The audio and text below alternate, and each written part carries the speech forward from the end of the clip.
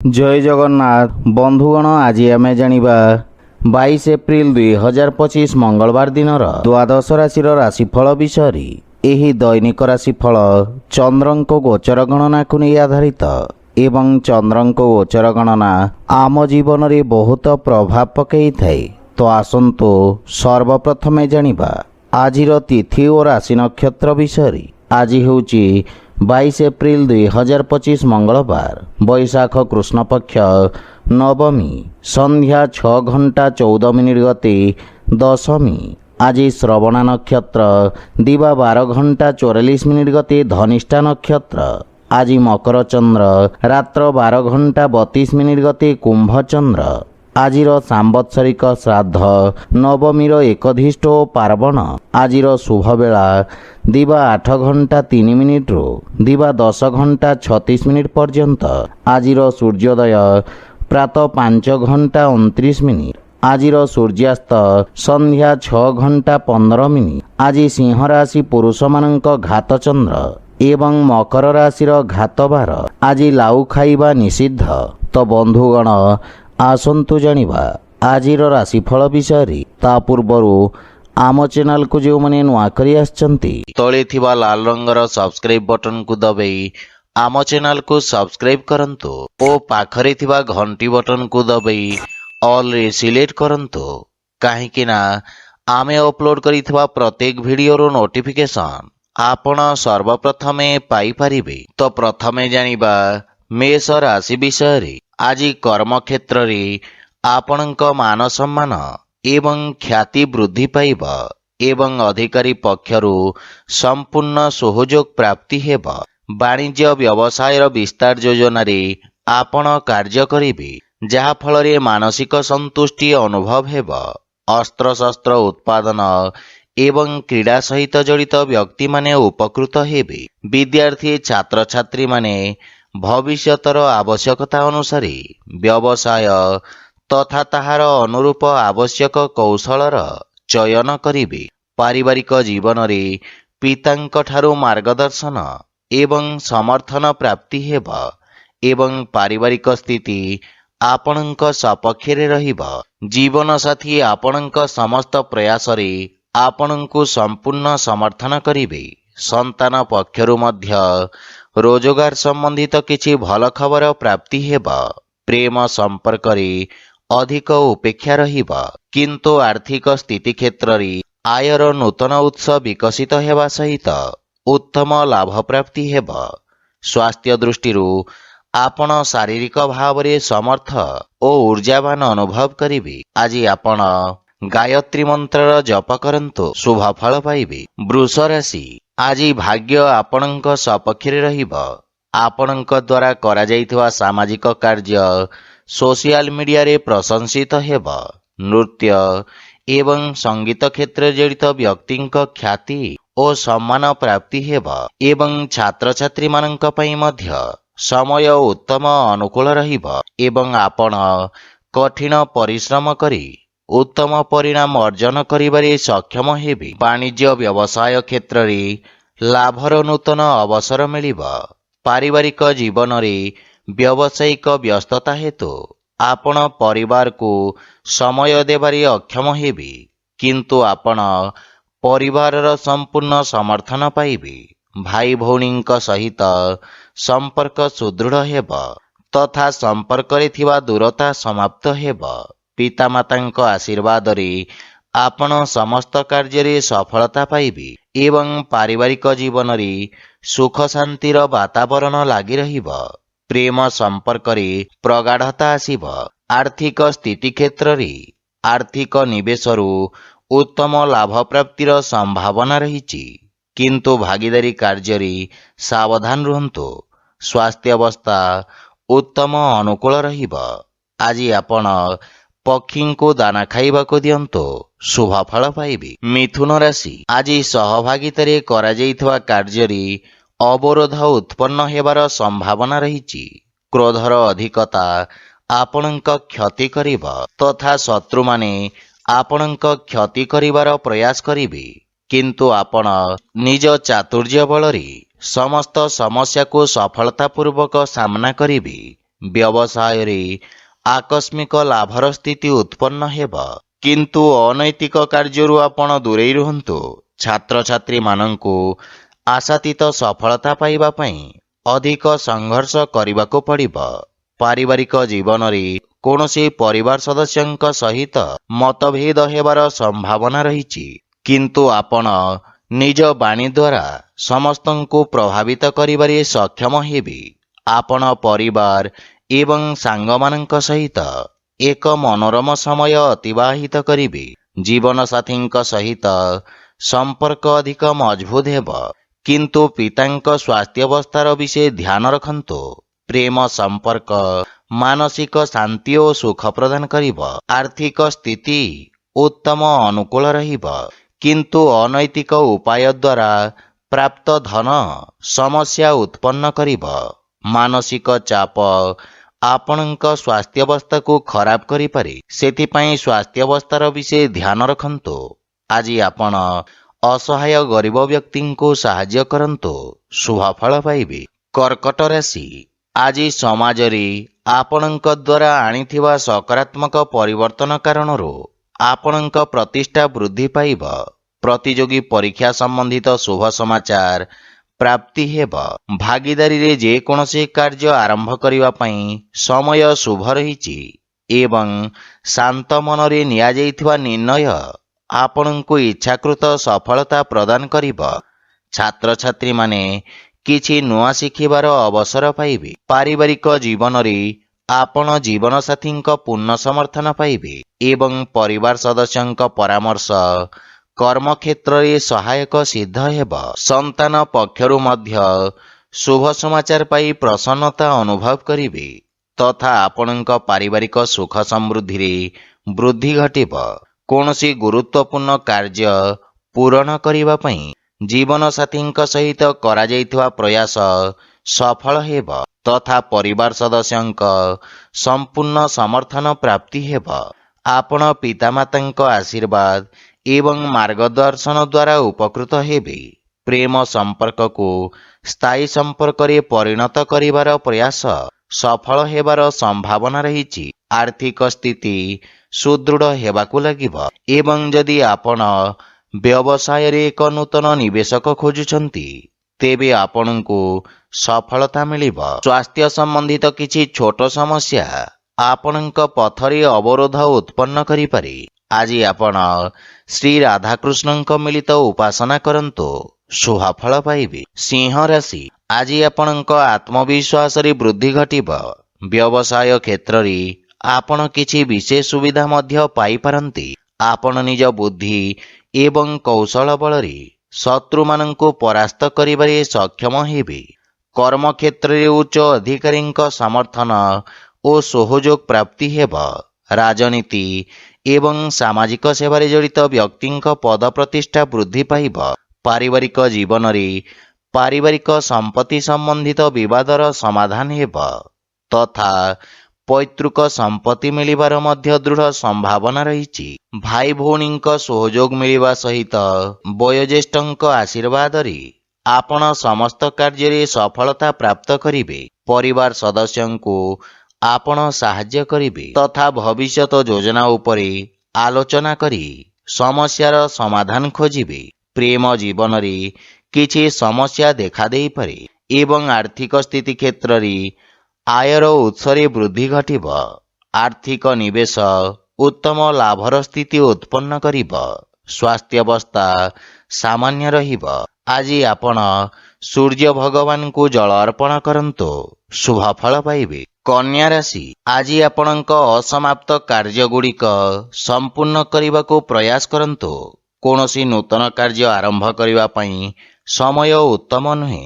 କାର୍ଯ୍ୟକ୍ଷେତ୍ରରେ ଆସୁଥିବା ଅବରୋଧ କାରଣରୁ ଆପଣଙ୍କ ମନ ବିଚଳିତ ରହିବ ତଥା ଆପଣଙ୍କୁ ଆଜି କିଛି ମିଶ୍ରିତ ପରିଣାମ ପ୍ରାପ୍ତି ହେବ। ସେଥିପାଇଁ ଯେକୌଣସି ନିର୍ଣ୍ଣୟ ସାବଧାନତାର ସହିତ ନିଅନ୍ତୁ।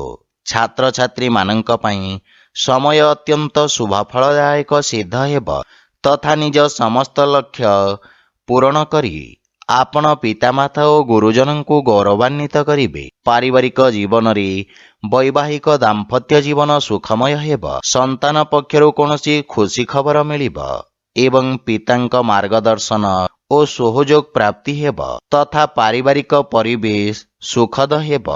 ଆପଣ ଭାଇ ଭଉଣୀଙ୍କ ଠାରୁ ଆବଶ୍ୟକ ସହାୟତା ପାଇବେ। ପରିବାର ସଦସ୍ୟଙ୍କ ସହିତ ଉତ୍ତମ ସମୟ ବ୍ୟତୀତ କରିବେ, କିନ୍ତୁ ମାତାଙ୍କ ସ୍ୱାସ୍ଥ୍ୟାବସ୍ଥାର ବିଶେଷ ଧ୍ୟାନ ରଖନ୍ତୁ। ଆର୍ଥିକ ସ୍ଥିତି ମଧ୍ୟମ ତଥା ଆଶାଜନକ ରହିବ ଏବଂ ବ୍ୟବସାୟରେ ଇଚ୍ଛାକୃତ ଲାଭ ପାଇବା ପାଇଁ ଅଧିକ ପ୍ରୟାସ କରିବାର ଆବଶ୍ୟକତା ରହିଛି। ସ୍ୱାସ୍ଥ୍ୟାବସ୍ଥାରେ ସୁଧାର ଆସିବ। ଆଜି ଆପଣ ପକ୍ଷୀମାନଙ୍କୁ ଖାଇବାକୁ ଦିଅନ୍ତୁ, ଶୁଭଫଳ ପାଇବେ। ତୁଳା ରାଶି, ଆପଣଙ୍କ ରାଶିରୁ ଚତୁର୍ଥ ଭାବରେ ଚନ୍ଦ୍ରଦେବଙ୍କ ଗୋଚର ଆପଣଙ୍କ ଜୀବନରେ କିଛି ଉଚ୍ଚ ନିଚର ସ୍ଥିତି ଆଣିବ। ଲାଭ ପାଇବା ପାଇଁ ଆଉ କିଛି ସମୟ ଲାଗିବ, ସେଥିପାଇଁ ଆପଣ କିଛି ମାତ୍ରାରେ ଚିନ୍ତିତ ରହିବେ। ଆପଣ ନିଜ ବ୍ୟବସାୟର ବିସ୍ତାର କରିବାରେ ନୂତନ ଟେକ୍ନୋଲୋଜି ଏବଂ ବିଶେଷଜ୍ଞଙ୍କ ପରାମର୍ଶ ନେବେ, କିନ୍ତୁ କୌଣସି ଅସୁରକ୍ଷିତ କାର୍ଯ୍ୟ କରିବା ପୂର୍ବରୁ ଭଲ ଭାବରେ ଚିନ୍ତା କରନ୍ତୁ। ପାରିବାରିକ ଜୀବନ ସାମାନ୍ୟ ସଂଘର୍ଷପୂର୍ଣ୍ଣ ରହିବ। ଛୋଟ ଛୋଟ କଥାକୁ ନେଇ ପରିବାରରେ ବାଦବିବାଦ ଦେଖାଦେଇପାରେ। ମାତାଙ୍କ ସହିତ ସମ୍ବନ୍ଧ ତଥା ତାଙ୍କ ସ୍ୱାସ୍ଥ୍ୟାବସ୍ଥାର ବିଶେଷ ଧ୍ୟାନ ରଖନ୍ତୁ। କିଛି ଗୃହ ଉପକରଣ ଖରାପ ହେବା କାରଣରୁ ଗୃହର ସୁଖ ସୁବିଧାରେ ଅବରୋଧ ଉତ୍ପନ୍ନ ହୋଇପାରେ। ଏହା ସହିତ ଆପଣଙ୍କ ଅନାବଶ୍ୟକ ଖର୍ଚ୍ଚରେ ବୃଦ୍ଧି ଘଟିବ ଏବଂ କିଛି ଅପ୍ରତ୍ୟାଶିତ ସମସ୍ୟା ଉପୁଜିପାରେ। କେହି ନିଜ ଲୋକ ଆପଣଙ୍କ ବିରୁଦ୍ଧରେ ଷଡ଼ଯନ୍ତ୍ର ରଚିପାରନ୍ତି, ସେଥିପାଇଁ ବିଶେଷ ସାବଧାନ ରୁହନ୍ତୁ, ଅନ୍ୟଥା କ୍ଷତିର ସମ୍ଭାବନା ରହିଛି। ଆର୍ଥିକ ସ୍ଥିତି ଦୃଷ୍ଟିରୁ ଦିନଟି ସାମାନ୍ୟ ରହିବ ତଥା ଧନର ଅଭାବ କିଛି କାର୍ଯ୍ୟରେ ଅସ୍ଥାୟୀ ଅବରୋଧ ଉତ୍ପନ୍ନ କରିବ। କିଛି ମାନସିକ ଚାପ ଆପଣଙ୍କୁ ହଇରାଣ କରିବ, ସେଥିପାଇଁ ମନକୁ ଶାନ୍ତ ଓ ଏକାଗ୍ର ରଖିବାର ପ୍ରୟାସ କରନ୍ତୁ। ଆଜି ଆପଣ ହନୁମାନ ଚାଳିଶାର ପାଠ କରନ୍ତୁ, ଶୁଭଫଳ ପାଇବେ। ବିଛା ରାଶି, ଆଜି ଆପଣଙ୍କୁ ସାମାଜିକ କ୍ଷେତ୍ରରୁ ପ୍ରୋତ୍ସାହନ ପ୍ରାପ୍ତି ହେବ। ଆପଣଙ୍କ ସମସ୍ତ କାର୍ଯ୍ୟ ସହଜ ଓ ସଫଳତାର ସହିତ ସମାପ୍ତ ହେବ। ଚାକିରି ଏବଂ ବ୍ୟବସାୟରେ ଆପଣଙ୍କ ଦାୟିତ୍ୱର ବିସ୍ତାର ହେବ। ବିଦ୍ୟାର୍ଥୀ ଛାତ୍ରଛାତ୍ରୀମାନଙ୍କ ପାଇଁ ସମୟ ଉତ୍ତମ ଅନୁକୂଳ ରହିଛି ତଥା ଆପଣ ଶିକ୍ଷକଙ୍କ ସମର୍ଥନ ପାଇବେ। ଦୀର୍ଘ ଦିନର ସମସ୍ୟାର ସମାଧାନ ହେବ, କିନ୍ତୁ ଆକସ୍ମିକ ସ୍ଥାନାନ୍ତରଣ ହେବାର ମଧ୍ୟ ସମ୍ଭାବନା ରହିଛି ଏବଂ ଆପଣ ସାମାଜିକ ସେବାରେ ଅଂଶଗ୍ରହଣ କରିବେ, ଯାହାଫଳରେ ଲୋକମାନେ ଆପଣଙ୍କ ପ୍ରଶଂସା କରିବେ। ପାରିବାରିକ ଜୀବନରେ ଆପଣଙ୍କ ବାଣୀ ପ୍ରଭାବଶାଳୀ ଏବଂ ଚମତ୍କାରିକ ରହିବ। ପରିବାର ସଦସ୍ୟଙ୍କ ସହିତ নম্ରତାପୂର୍ଣ୍ଣ ବ୍ୟବହାର ଦ୍ୱାରା ଲାଭ ଏବଂ ମାନସିକ ଶାନ୍ତି ମିଳିବ। ଗୃହର ବୟୋଜ୍ୟେଷ୍ଠ ତଥା ଅଜାଈଙ୍କ ଠାରୁ ସ୍ନେହ ଏବଂ ଆଶୀର୍ବାଦ ମିଳିବ। ଆପଣ ପରିବାରର ସମ୍ପୂର୍ଣ୍ଣ ସମର୍ଥନ ପାଇବେ। ସାନ ଭାଇ ଭଉଣୀଙ୍କ ପକ୍ଷରୁ ସାହାଯ୍ୟ ସହଯୋଗ ମିଳିବ ଏବଂ ଗୃହରେ କିଛି ମାଙ୍ଗଳିକ କାର୍ଯ୍ୟର ରୂପରେଖା ପ୍ରସ୍ତୁତ କରିବେ। ଆର୍ଥିକ ସ୍ଥିତି କ୍ଷେତ୍ରରେ କିଛି ନୂତନ କାର୍ଯ୍ୟ ବା କିଛି ଅତିରିକ୍ତ ଆୟର ଉତ୍ସ ଖୋଜିବେ। ସ୍ୱାସ୍ଥ୍ୟାବସ୍ଥା ସାମାନ୍ୟ ରହିବ, କିନ୍ତୁ ଖାଦ୍ୟପେୟ ପ୍ରତି ସାବଧାନ ରୁହନ୍ତୁ। ଆଜି ଆପଣ ଗରିବ ଲୋକଙ୍କୁ ଖାଇବାକୁ ଦିଅନ୍ତୁ, ଶୁଭଫଳ ପାଇବେ। ଧନୁରାଶି, ଆଜି ଆପଣଙ୍କ ବ୍ୟବସାୟରେ ଲାଭର ସ୍ଥିତି ବିକଶିତ ହେବ। କର୍ମକ୍ଷେତ୍ରରେ ନୂତନ ଅବସର ପ୍ରାପ୍ତି ହେବ ତଥା ଆପଣ ଲୋକଙ୍କୁ ସାହାଯ୍ୟ କରିବାର ସୁଯୋଗ ପାଇବେ। ଲେଖନ ଶିକ୍ଷା ଏବଂ ଅଧ୍ୟାପକ କ୍ଷେତ୍ରରେ ଜଡ଼ିତ ବ୍ୟକ୍ତି ବିଶେଷ ଉପକୃତ ହେବେ। ସେୟାର ମାର୍କେଟ ଆଦି ନିବେଶ ଆପଣଙ୍କ ପାଇଁ ଲାଭଦାୟକ ପ୍ରମାଣିତ ହେବ। ବ୍ୟବସାୟ କ୍ଷେତ୍ରରେ ନିଆଯାଇଥିବା ରିସ୍କ ଲାଭଦାୟକ ସିଦ୍ଧ ହେବ।